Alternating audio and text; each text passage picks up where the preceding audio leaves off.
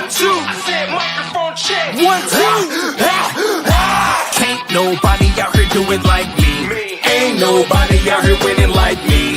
Can't nobody out here do it like me. Just like me, like me. Can't nobody out here do it like me. Ain't nobody out here winning like me. Can't nobody out here do it like me. Just like me, like me. What's up, everybody? Good evening and welcome into a special episode of Ace's Wild Chicago Sports Takes with Ace and Tarbill right here on the Undefeated Sports Network. As always, I am one half of this dynamic duo, Andrew Tarbill. To my left is our guy, Angelo, Mr. Ace's Wild himself, Camacho. What's up, What's T? up, brother? How you doing? Not bad, man. How are you? Doing good, man. Lots to talk about tonight for sure.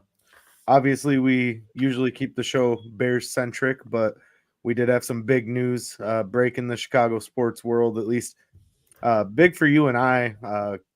We'll talk about it a little more in depth here in a few minutes, but Derrick Rose, the man, the myth, the legend, officially announcing his retirement as of yesterday.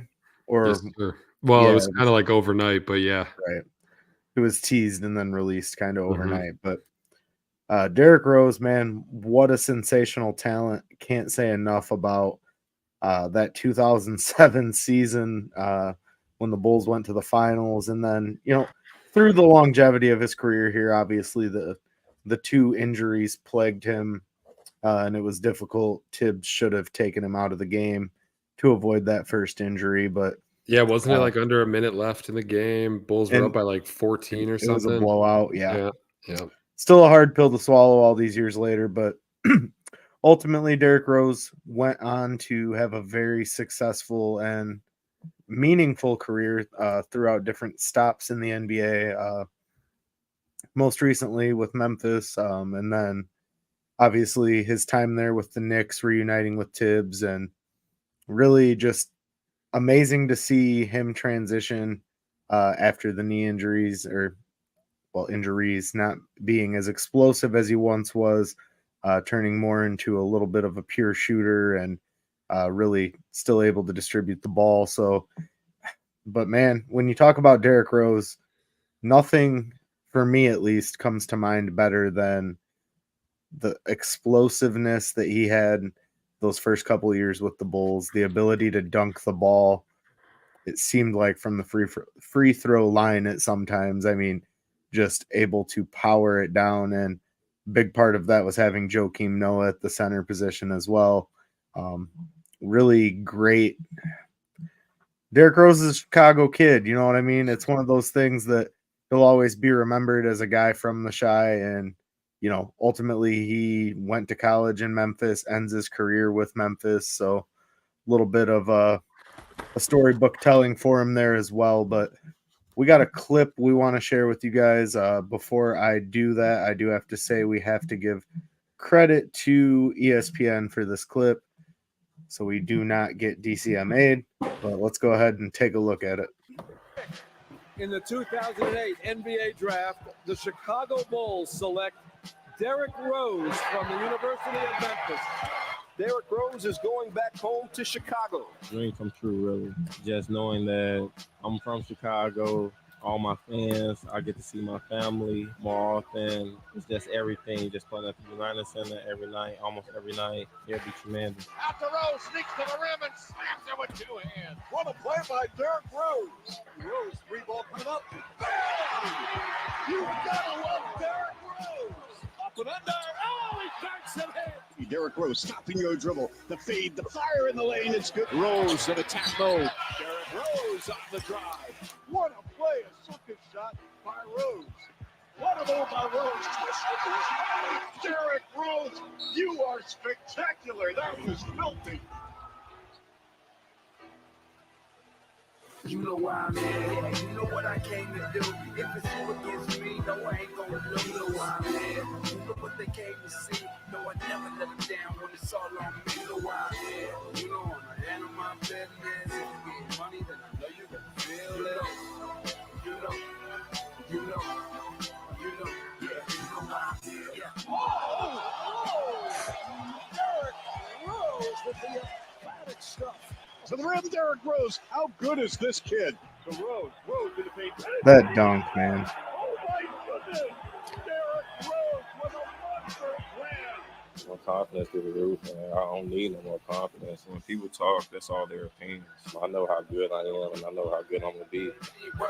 No stress, no stress. I know what I'm worth.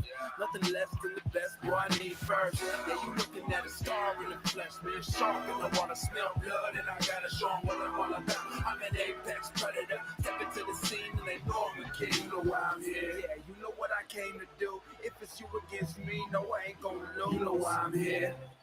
Derrick Rose. Oh, my. Tip, tap, dunk. To the rim, hang time. Good count, foul. Rose and one. Too big, too strong, too fast, and just explosive. Rose exploding to the rim. Hang time up the foot with the sweet tip. Well, this kid is phenomenal. NBA Rookie of the Year, Derrick Rose.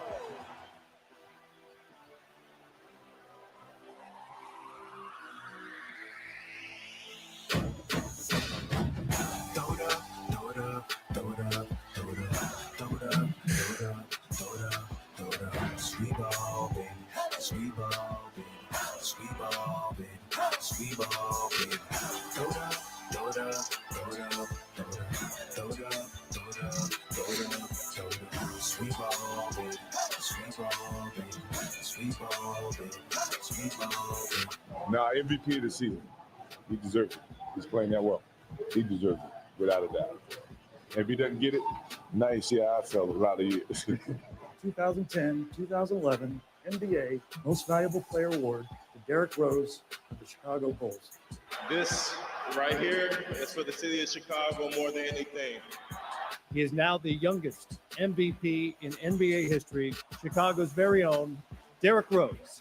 Derrick Rose, your MVP. How sweet was that?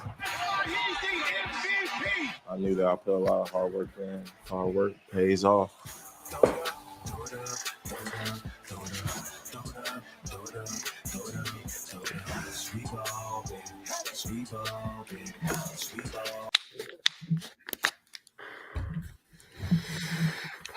Man, what can you say more about Derrick Rose? Hell of a player, hell of a longevity of a career, 13 seasons, if I'm correct on that, Ace, in total.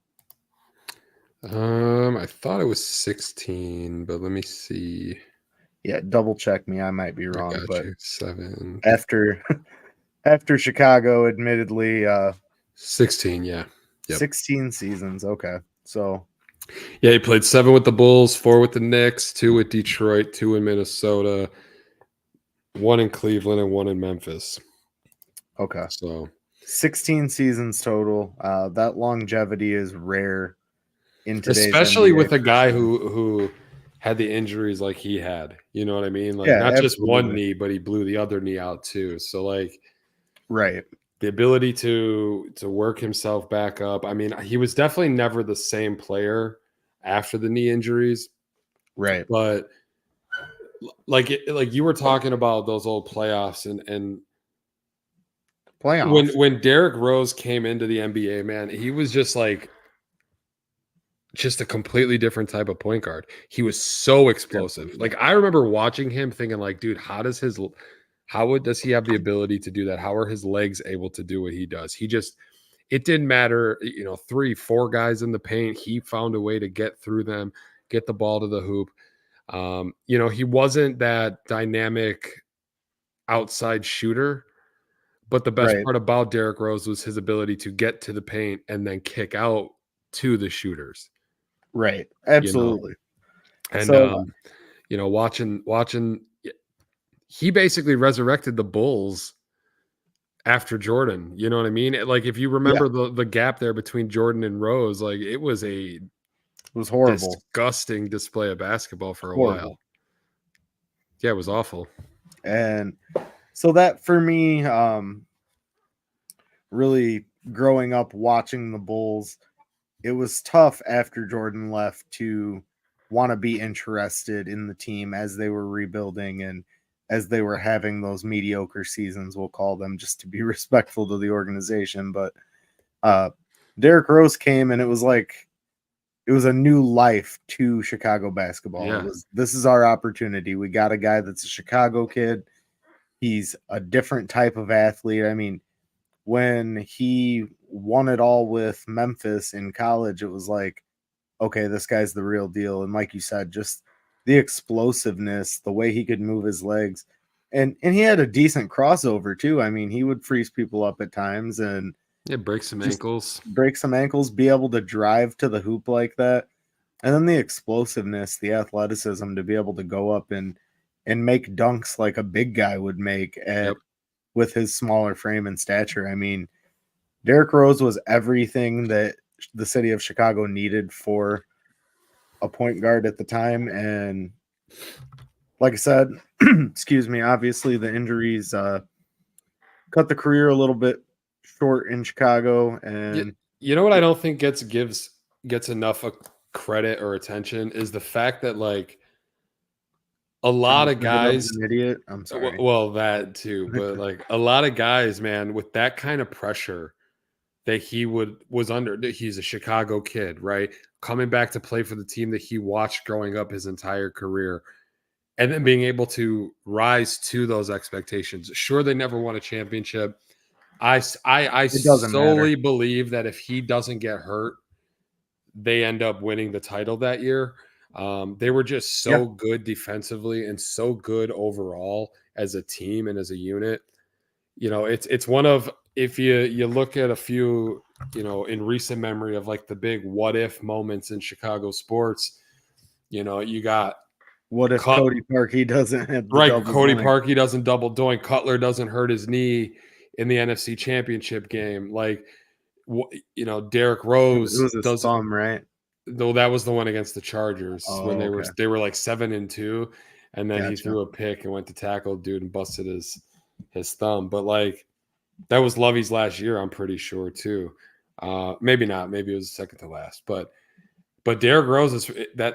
The what if of Derrick Rose is probably a top Chicago sports moment, you know, and it sucks, right? Because it literally happened. I believe he signed that new contract that off season going into that year, and then he got hurt. And then he missed the entire next season. He didn't play. And then he came back and hurt his other knee shortly after that season started.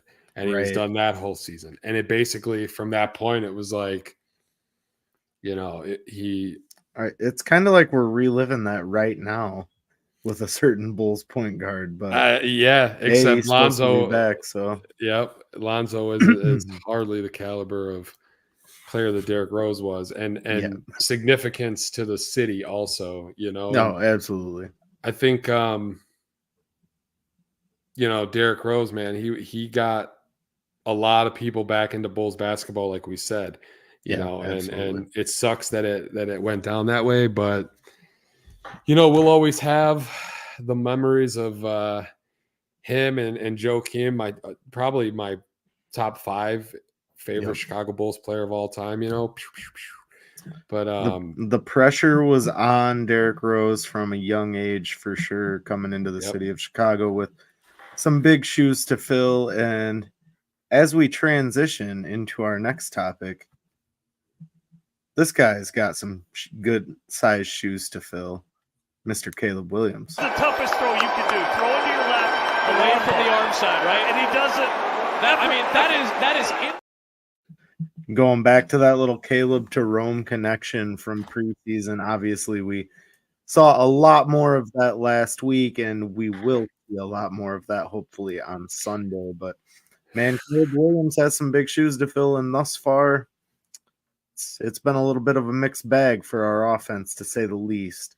However, I do think you saw Caleb put up 363 yards, something that Justin Fields never did as the Chicago Bears quarterback, mind you, for the 14 fans that are listening right now that are probably thinking that we should have kept Justin Fields in Chicago. Had to throw that little tidbit out there, but honestly, that I believe I read that was the first time a Bears quarterback has thrown for over 350 since 2006. Yeah, it's And you know who that quarterback was? The last one to do it before Caleb? who? Take a guess. I know that I would say undoubtedly guarantee you're going to be wrong. But I'm going to take a guess. say 2006. Was Josh McCown on the team then? Nope. No. Another guy Kyle who Orton? he was a part of the Cleveland Browns organization. Jason Campbell? Jesus Christ, no. Oh, Brian he played for the Hoyer. Bears. Brian Hoyer. Come on. Brian Hoyer was the last quarterback to throw. That's for the over worst part about 350 as this, the bro, is that Bears. there was just so many Bears quarterbacks. It's a I could mixed have been bag. here. That's why I was I could like, have been here guarantee you're for not gonna 5 get it. hours. Are you like trying to mock me? I kind of understand. No, I'm not trying to mock you. I just know that you weren't thinking about Brian Hoyer. No, not even close. But no, so obviously some good things we've seen out of Caleb. Still making some rookie mistakes. That one interception. Yeah, you can't do that on the sideline. To the sideline, you can't do that. And it's one of those things for me that I'm okay with the growing pains as long as he takes that and learns from them. Well, right, and that's the thing we talked about before the season, right? Is that's what they never let Justin do. They never let him just go out there and play. They always micromanage the short game. Yep. Don't make mistakes. Don't put us in a situation where, you turn the ball over. I would much rather have Caleb out there chucking the ball all over the place. And interceptions are going to happen. Every quarterback throws interceptions. But it's learning opportunities for him. I did also talk about this before the season started when we were like, is Caleb under more pressure? And I spoke on, I think we learn more about the coaching before we learn about Caleb. I think we're learning a lot about Matt Eberflus this year in the 3 games that we've already had. And I know people, it's just 3 games. Settle down. I think you're learning a lot about Shane Waldron. I don't necessarily think that Eberflus has done a lot wrong. He's made some dumb decisions when it comes to challenges. And now, have those challenges cost them opportunities with timeouts, having the ball last possession of both the last 2 games? Yes, but so would they have gotten there? No. We don't know because they don't have those timeouts on 2 blatant challenges that were clearly not winnable. I mean, okay, but last week, what you're referring to, I mean, Jonathan Taylor ran for 7 yards on first down, and even if we had 2 timeouts, we wouldn't have had enough time to. Right, and I get it, but also having to call a timeout because you didn't know you needed to go for 2 after a touchdown. Like, you're the head coach. Like, you need to know that shit. You can't be, oh, I don't know. I can't manage the time, this and that. Like, he had those blunders the last couple seasons also. And first year coach, that's mistakes. Cool, I get it. Second year coach, he's still learning. They didn't give him the pieces, blah, blah, blah. I think we're going to be in a real situation here if the Bears can't turn this around offensively over these next 4 games and go into the bye week 4-2. You're playing a beat up Rams team, a Carolina Panthers team that's already shifted directions with quarterbacks. The Red Rocket revenge game. You're going to London to play a Jaguars team that looks inept. And then who is the other game? I don't remember what the next game is after that. The Commanders, maybe? Yeah, Washington's in there. So I mean, you're 4 games. Worst case, I really think you need to be 3-3 going into your bye week. This was supposed to be the easy part of the schedule, right? Right. And the Colts were supposed to be a layup game, right? We looked at it. Oh, look at the last 2 weeks that they got ran all over. The Packers had over 100 rushing yards in the first quarter. Shane Waldron doesn't know how to run the ball effectively. Shane Waldron doesn't really know how to do much effectively. I'm ready to say that, and that's what I wanted to touch on. When I said Shane Waldron is the one we're learning a lot about through these first few games, is So Shane Waldron was touted as the guy who turned Geno Smith's career around in Seattle. But what he wasn't touted for was his ability to run the ball. It's been a weakness of his throughout his career that he was a passing game coordinator with the Rams. Then he goes to Seattle, he gets the offensive coordinator position. What's he doing? He's throwing the ball all over the field with Geno Smith. And sure, you've got DK Metcalf, you've got Tyler Lockett, you've got Jackson Smith-Njigba. You've got all these weapons that you can throw the ball to. Well, same situation here in Chicago. You have Keenan Allen, you have DJ Moore, Rome Odunze. You've got all these guys, Tyler Scott, even throw him in there, although he hasn't seen the ball very much. Cole Kmet was utilized a lot last week, which I did like to see. Yeah. I think that Cole Kmet utilization needs to be at 80% or above moving forward, and they need to target him actively in the pass game on those routes over the middle to give Caleb a check down option other than a running back. I also think, though, that they need to pick a direction they're going to go with the running backs. I get it. You got a bunch in the room. But this whole like maybe one too many. Yeah, you're rotating 3 and 4 running backs. Like the running back position is all about getting into a rhythm, right? The more you run, having the more that momentum. Right. You see the line differently. You see how they're playing you.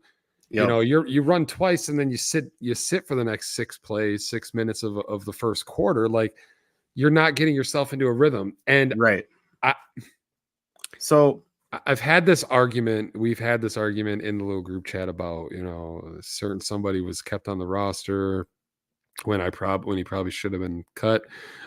But I think would that be the Ferret King? It would be the Ferret King. Yes, okay. Absolutely. But I think that something else needs to be pointed out. Ryan Poles, for all the good that he's done over the last 3 off seasons, his inability to recognize offensive linemen is kind of scary, especially for a former offensive lineman. Okay, so I am going to stop you and counterplay a little bit of devil's advocate there for a second. Last season, our offensive line was middle of the pack. They were ranked 16th overall by PFF, and a lot of the struggles that we saw with Justin Fields, we pointed at the offensive line. This season, obviously, the offensive line has regressed through the first 3 games. I'm not arguing that.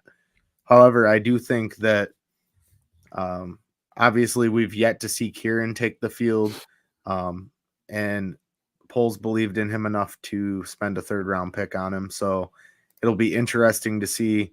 Flus did say he might rotate in a little bit this weekend. So it'll be interesting to see if he joins out there. The thing for me is when you go out and you take a punter in the 4th round, and I hate going back to this because I've beat this dead horse, but if you take a punter in the 4th round, what you're telling me is you believe that your roster is complete. Yep. You believe that that's a luxury pick at this point, and you can take whatever because your roster's complete. Obviously, that wasn't the case. Now, sure, there wasn't a great center option available in the 4th round. I'm not arguing that. What I am saying is if you really recognize the need for a true blue chip guy at the center position, let's say, you could have moved back in very easily to the 3rd round, late 2nd, even if you wanted to. I mean, you've got 2 2nd-round picks next year. Right. One of them is probably going to be pretty high because Carolina is absolutely garbage. Even with the red rifle, I don't think they're going to win more than a handful of games. Maybe they'll beat the Bears. Who knows? Come on. Why would you speak that into existence? Andy Dalton revenge game. That's what I'm saying. Andy Dalton revenge game. I'm going to be shaking in my boots watching that game. I'm going to be super pissed if that's the case. But anyways, no, I mean, you look at this offensive line as a whole, and Darnell Wright, obviously you spent high draft collateral on him. Tevin Jenkins was already here when Poles came, but you could argue that he's been a big part of his development. Tev and Darnell are your 2 guys those are your anchors of this offensive line at this point. And but then Tevin Jenkins has kind of looked suspect, man. You've got Braxton Jones, who I think Luke Canellis actually said on the CHGO pod yesterday that Braxton Jones is kind of getting an unfair rap because for a guy that was a 5th-round pick, he's played well above his potential at the left tackle position. But then really the issue for me lies with Nate Davis and Coleman Shelton. I think that neither one of those guys were obviously great acquisitions by Poles and company. And it's okay. You're not going to hit on every single player that you take, but you gave Nate Davis $33 million, and the guy has played like dog shit. He's been an anchor to this team, honestly, just with the off the field stuff, not being there at practice, sitting out and all this and that. And sure, I get he had a death in the family 2 years ago. I'm talking about this season, leading up to not being healthy, not being able to participate. It's always something with Nate Davis.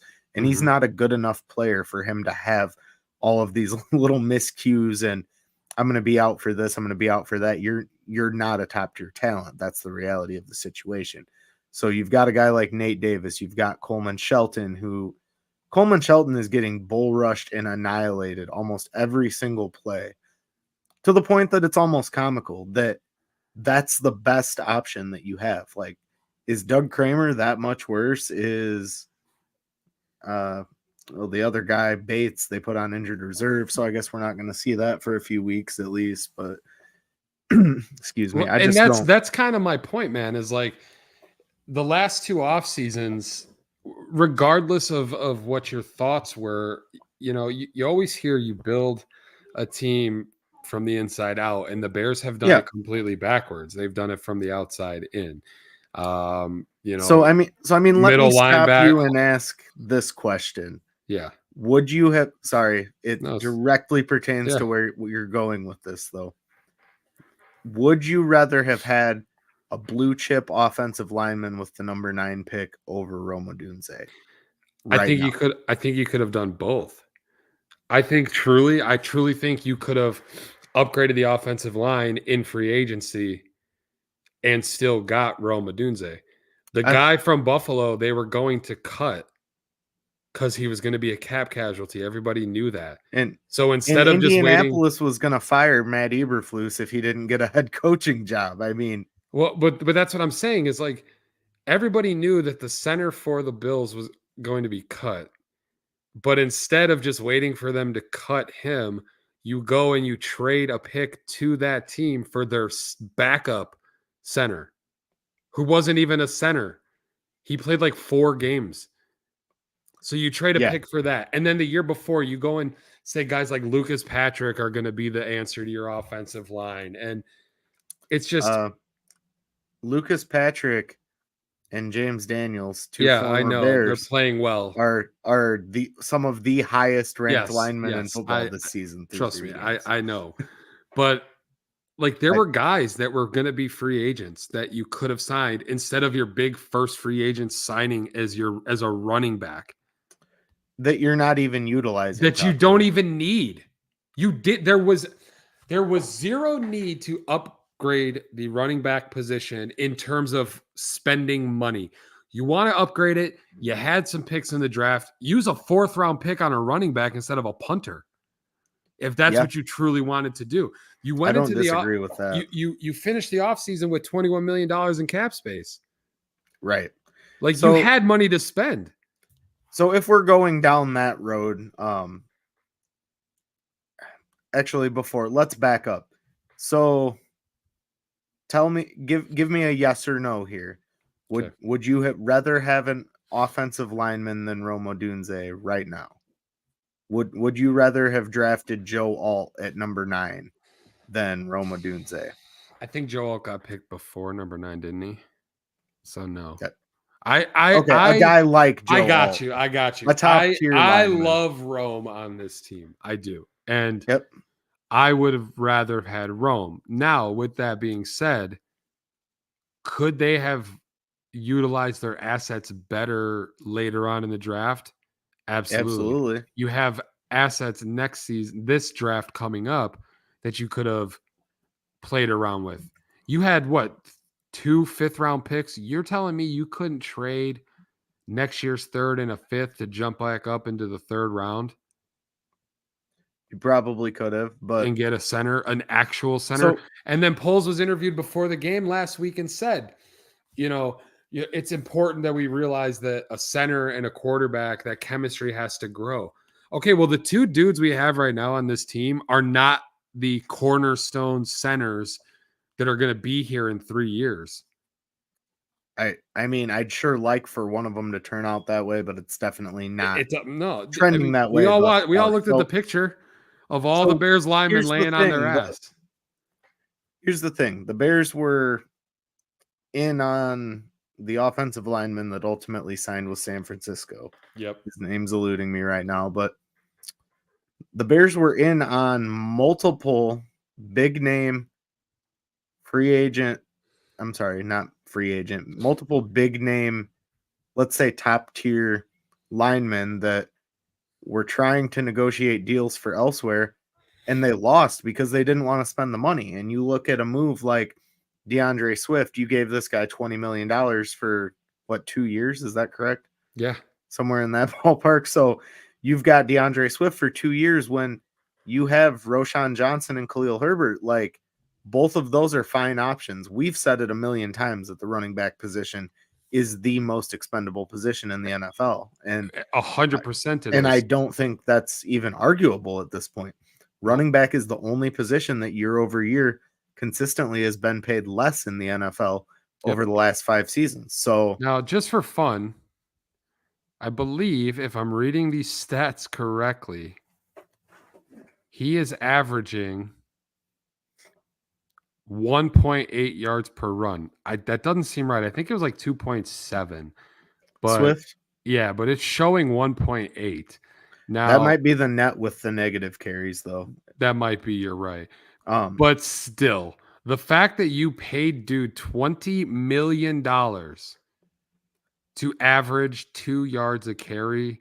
Well, and it's that goes back to the utilization, though. I think Swift can be a lot better. He had 1,200 yards last season behind a fantastic offensive line. I think Shane Waldron's inept ability to.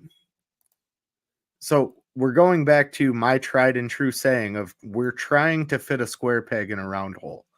We're overcomplicating things. Without a doubt.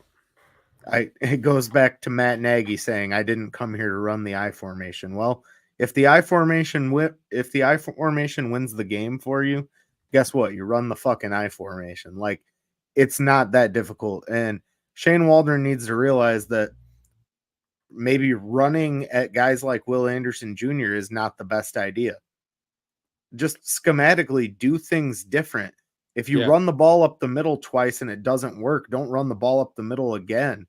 Do an outside zone, do a quick pitch, do a read option. On Caleb Williams has the ability to, on the 1 yard line, don't run side to side.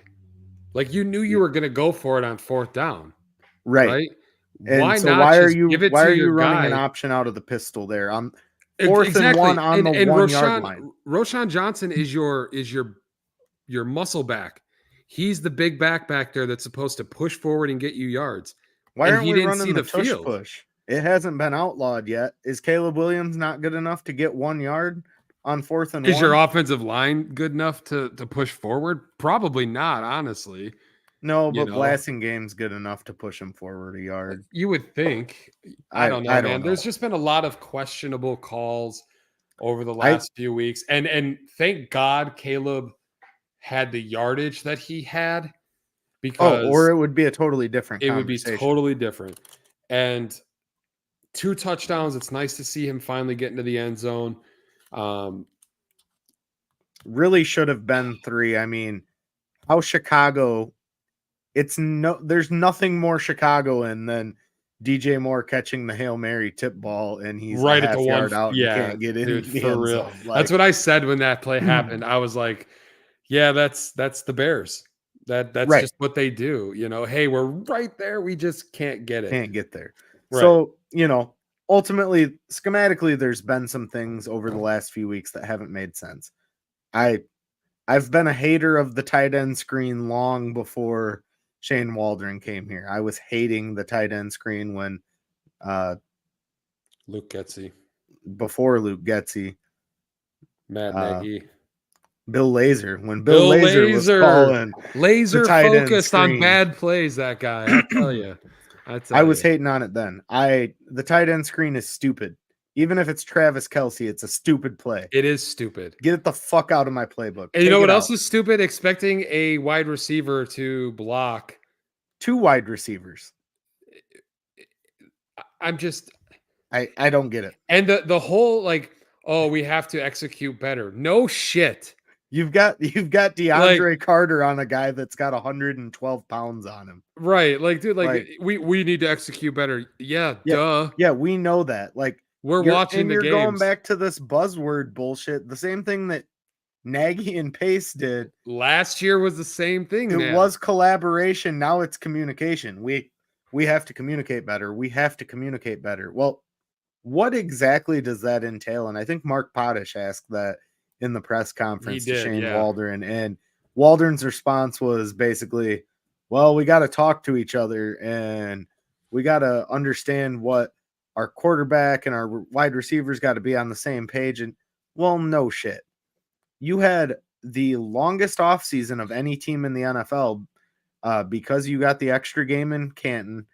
And obviously with Hard Knocks there, you probably took more reps than other teams to get good quality tape. Well, for and the show. They were right. They were definitely worried about keeping it family friendly, keeping it PG. Yeah, maybe that's the problem because Mercedes Lewis, Dan Campbell, somebody get in somebody's fucking face, and I'm not saying you're going to bite be their outrageous. You don't off. got to be Gordon Ramsay throwing shit across the kitchen. You know what I mean? But like maybe once. Well, so it brings me to this. Mercedes Lewis, I'm sure you've read about what he had said about the offensive coordinator. He right? told Shane Waldron that so I have it right needs here. to be more aggressive, right? Yeah, it says I think mainly just continue to be vocal about things that he sees and doesn't like. He can't point sees and doesn't like, and he can't point guys out. From the oldest guy in the room being me to the youngest guy, don't feel like you can't coach us. That's kind of telling. Yeah, absolutely. Truly. That and listen, I get it. Some people don't handle confrontation well. They just don't. Good cop, bad cop, right? Sometimes you're just not the bad cop.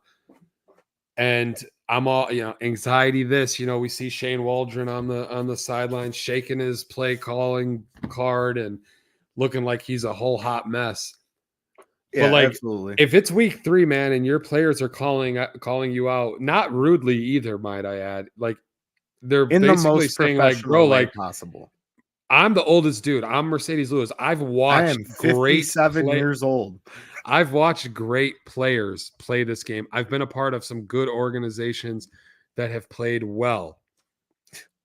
He was drafted. I know what Mercedes Lewis was drafted at the same time as D'Amico Ryans, who is the head coach of the Houston Texans. Yeah. That's for 2 wild. seasons. He's been the head coach for 2 seasons. Yeah. Mercedes Lewis was drafted in 2006. Yeah, what's he on, like 19? I was 12 years old in 2006. I mean, come on. I was 16 because I'm old.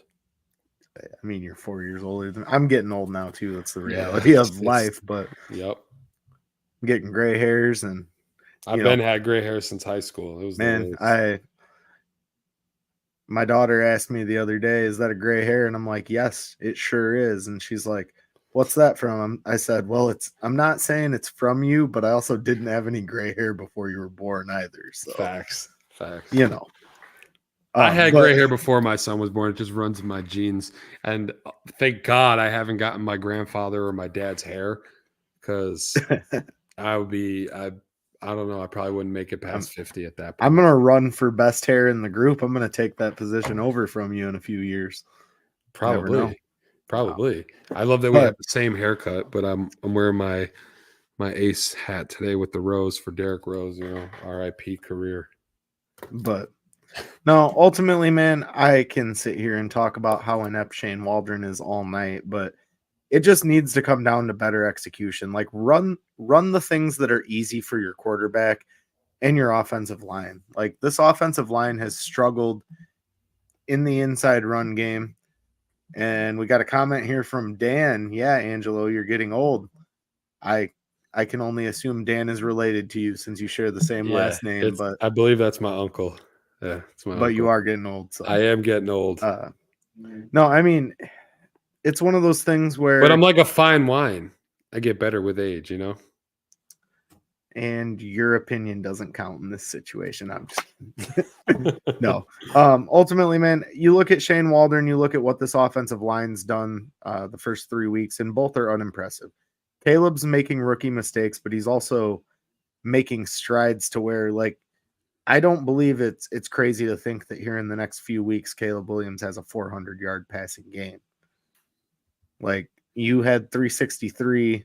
Sure, 40 of that came off of a Hail Mary, but even if you take that away, you had Right, you're still over 320 300 yards yards, when you right. had no offensive line help and no running game. So one if thing the I am going to offensive line say is does the start fact to that he click, threw the ball as much as he did, what was it, 55 times? 52 times? 52 times, like, that's a lot. That's Mahomes numbers, man. Yeah, and it's a lot, especially you were going in For a against the rookie. team.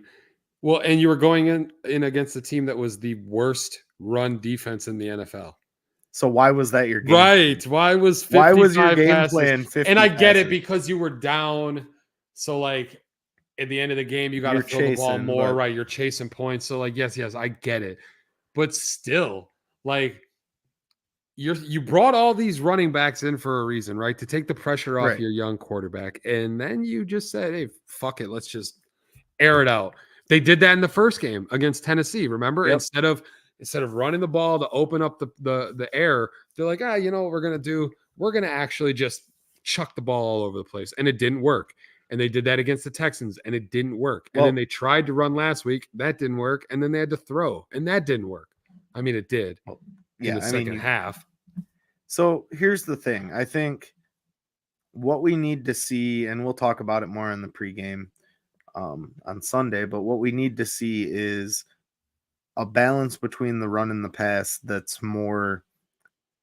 I'm okay with like a 65-35 split favoring the pass. I think obviously you have the weapons to favor the pass a little bit, but you have to have an established run game that at least makes the bootlegs, the nakeds, the play actions believable. Because if you're passing the ball 50 times and you run play action, everyone knows you're passing the ball, so that play action doesn't make sense. Right. You're running out of shotgun all the time. Why are you running the ball out of shotgun when you know your offensive line can't block? And in college, I don't think Caleb ran shotgun often. No, Right. at USC, he primarily came out under center. Right. And I always feel like under center is a way better way of doing play action than the shotgun. Yeah, Because I agree. you're- Fundamentally, I agree. Well, and you watch these offenses in the NFL, right? That he supposedly came from, the Shanahan McVay tree, right? Yep. Well, if you watch a 49ers game, like, dudes are moving constantly pre-snap. There's movement all over the place. This Bears team, they line up, they're like, okay, we'll have the running back move from 3 one wide side. empty set. Right. We'll have Kari Blasingay circle right 3 times in the backfield for no reason, and then exactly. We'll snap the ball. There's no method to their scheme, it seems. You know what I mean? And yeah, whether that's they don't feel like they can trust Caleb. But here's the real thing, man, is if God forbid they need to win this Sunday. I don't like to say that a must win is in week 4. No, it's a must win. You can't fall to 1-3 with this easy of a schedule. Right, because this was the easy part of your schedule. And if you go and drop another one of these games before your bye week, when you're looking at your own division, right? Don't even look at the entire NFL. Your own division with a Vikings team that's playing great with Sam Darnold. Lions are playing pretty well. Packers have a backup quarterback and they're still winning games. Whether Jordan it's Love's pretty or probably going to be back on right. Sunday. And now you're looking at a spot where, okay, here, Tarbill, 1 through 4, where do we rank these things? Okay. Where do the Bears rank 1 through 4 in their division of offensive coordinators? 4. Where do they rank in their division in head coaching? 3. Who's ahead of him? What? Who's worse than Matt Eberflus? the Vikings head coach. I don't know, man. That dude got the most out of Kirk Cousins. He's getting the most out of Sam Darnold. We can't get. I'm just saying. I think Okay, fourth. The We're the only worst. thing the Bears have going for them in terms of like better is Caleb Williams, probably. pure I wouldn't quarterback even say talent. that. I wouldn't. I was going to say the wide receiver group. That's it. Okay. I think the Vikings have a better running game. I think the Packers shown that they've had a better running game. I think the Lions have a better running game. I think absolutely. Caleb is still too young to put him in the conversation of being better than Jared Goff or unfortunately Jordan Love. And obviously Sam Darnold's a journeyman, but look what happened with Baker Mayfield. He went to a place where they were behind him and they believed in him, and now he was one win away from, NFC Championship game. Right. So, I mean, if this shit doesn't get fixed, man, you're looking at a situation where you might end up last in your division when everybody thought you could compete to be number one in the division. Well, and that's the thing. Everybody. How do I want Did to we say have this? too high of expectations? I knew somebody, I knew a friend who used to say that putting expectations on things only leads to disappointment. And truly, as a Chicago sports fan, I feel like that really rings true for us. Yeah. Like, So I wouldn't something say on the that we group. had too high of expectations. Sorry to cut you off. No, I would say that the offensive coordination. Okay. Let me put it this way. Shane Waldron has not lived up to his expectation. Nope. The offensive line has not lived up to its expectation of being average. Like, that was the expectation, middle of the pack. 16th. That's where you were last year. If you get no better, your expectation is average. Yep. Which obviously you would think that naturally the line would progress and get better. You would think. But even if you maintained and didn't get any worse, you would be 16th, which is the middle of the pack. I can live with that, with exceptional talent on offense. And that's what I was going to say. If they're average and you have the talent that you have at wide receiver, at tight end, at running back, at quarterback, average holds up. But when you got 4 of your 5 offensive linemen on their back, you got no shot. What the hell is the point? It's like having a Ferrari with no wheels on it. If you can't drive the car, what's the point? If you can't protect your quarterback, what's the point of all these flashy toys that you have for him to throw to? And then again, the running game has not lived up to its expectation. Like, we were first in rushing yards in the NFL. Even take out Justin Fields' rushing yards. And now we're dead last. Yeah. Like, how do you make that transition year over year? I don't get it. And somebody had asked, I think, Eberflus in the press conference, like, is that players or is that like the transition to a new offensive scheme? And he was just like, we need to execute better. I swear to fucking God, every time that man steps to the podium, it's that same concept. Well, as long as we need to execute better, we need to do the basics the right way. We need to do fundamentals. We got to follow the hits principle. Right. Hits this. Like, do it. Stop talking about it and do it.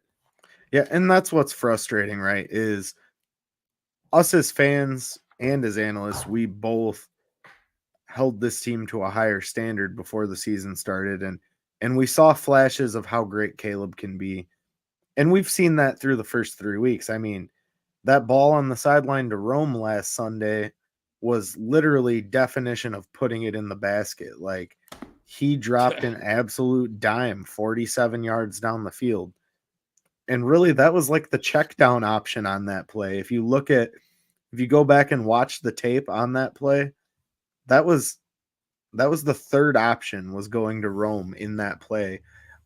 With the way the reads were set up, and he went through his progression 1, 2, 3. Oh, Rome's open. All right, I'm just going to step back and drop an absolute dime.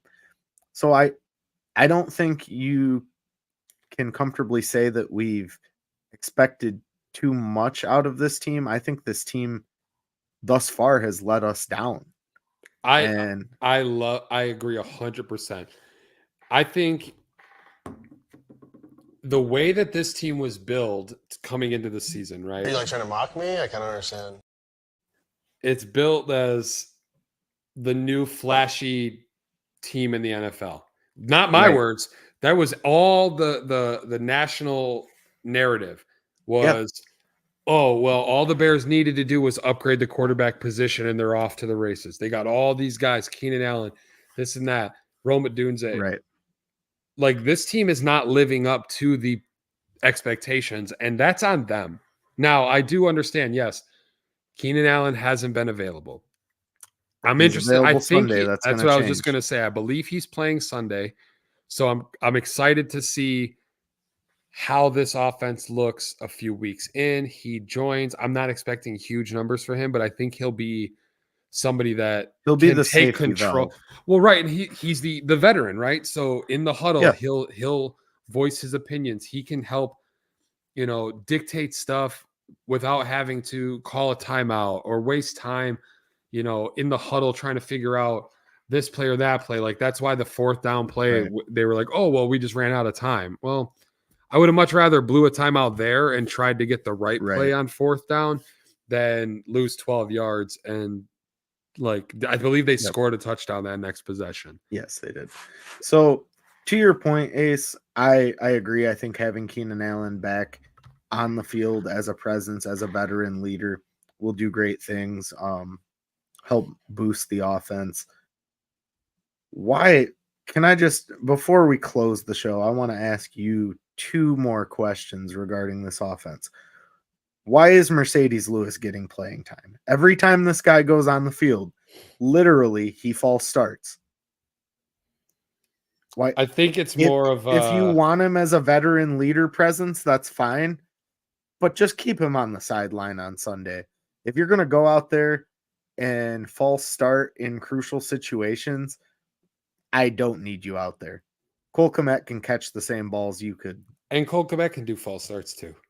Like, you know what I mean? I get it. It's literally just the leadership. I think the voice of the older veteran in the huddle. Maybe it's a calming presence for Caleb. Who knows? I don't know.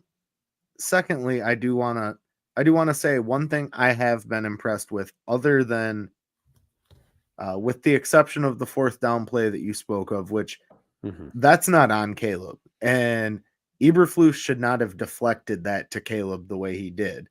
That's a shit thing for a head coach to do, especially with a rookie quarterback. Yep. You gave them less than 10 seconds to get up to the line. And then you say in your press conference after the game, well, Caleb knows he could have checked out of that. Well, you should know that you didn't give him enough time to, or should have called the timeout in that situation, or it's what they talked about all offseason. What we wanted to make sure we got into the huddle with enough time to get the plays in, because Caleb's learning this new system.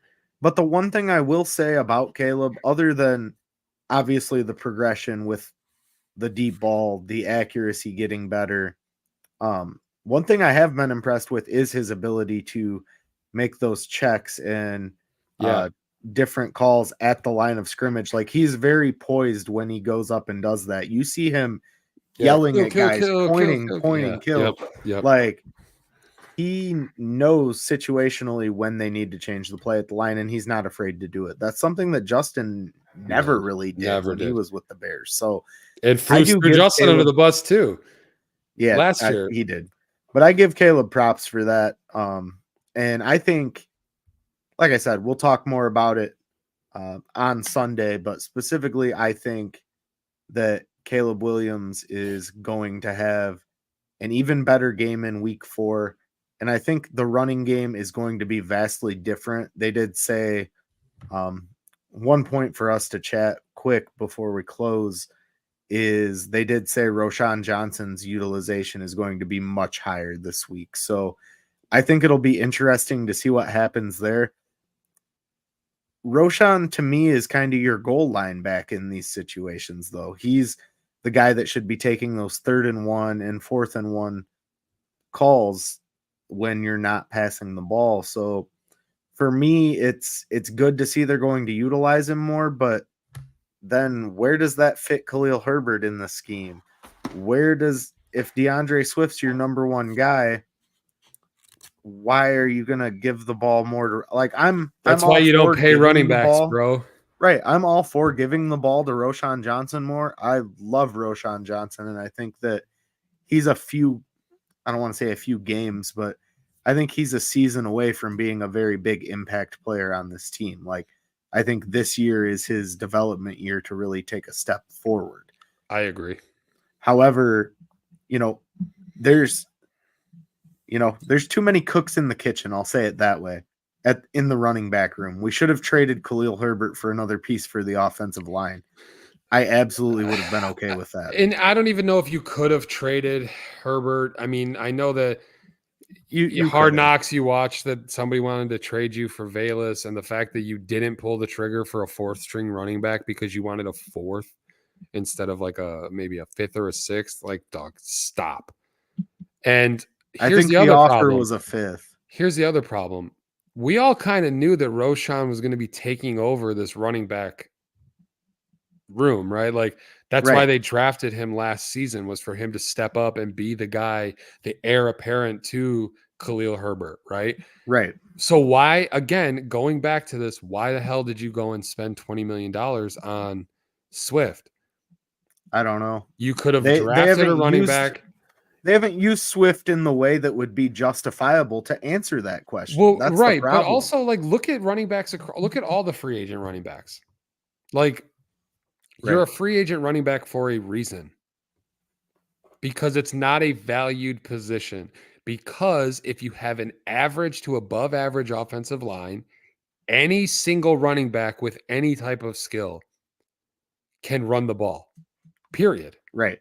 Absolutely. And that's why I'm frustrated, because all the good that Pulse has done, instead of spending that money there, you could have gotten yourself a stud offensive lineman in free agency with that money. I don't disagree. It sucks because I don't really know if this offensive line can get better the rest of the season. And if it doesn't get better, I think it has to get a little bit better. I hope. Because if it doesn't, this is going to be a terribly long season. And a lot of us on here complaining about, Caleb this, Caleb that, offensive line this. And it's you needed to see development in Caleb Williams, but you put him behind an offensive line that's gonna smother him and not let him and hinder his ability to grow as a quarterback this year. The last thing you need is for your future quarterback to be seeing ghosts or looking down instead of looking out into the field to see the receivers, because he's worried about the pressure coming up the middle. It's frustrating, man. We will definitely talk more about it when we bare our souls on Sunday, but I think that is a good stopping point for us. Souls. I like it. One last note before we end the show. The White Sox suck. They have officially lost 121 games, breaking the record for most games lost in a single season since 1900. Yeah.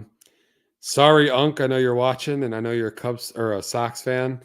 Hey, we're Cubs fans over here. No apology needed. At least you guys were great at being bad. Hey, at least Packers suck. At least Steve Stone's coming back for a multi-year deal, and John Schriffin's going to be back next season for all the haters. For all the haters.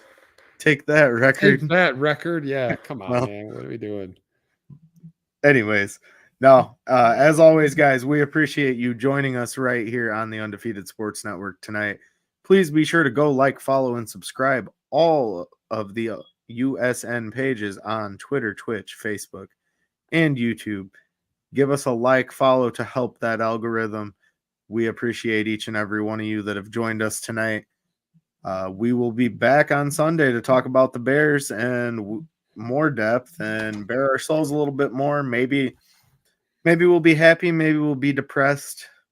We'll see a pregame. We'll see a postgame. We'll let you know. But ultimately, we'll be right back here talking the same stuff. Unfortunately, I just want to talk about fun football. That's Yeah, Is that too much to ask for? Yeah, give us something to be excited about. Maybe we'll do a post game on Sunday, Ace. So if the Bears do have a good game, we can be excited, or we can scream and rage about it.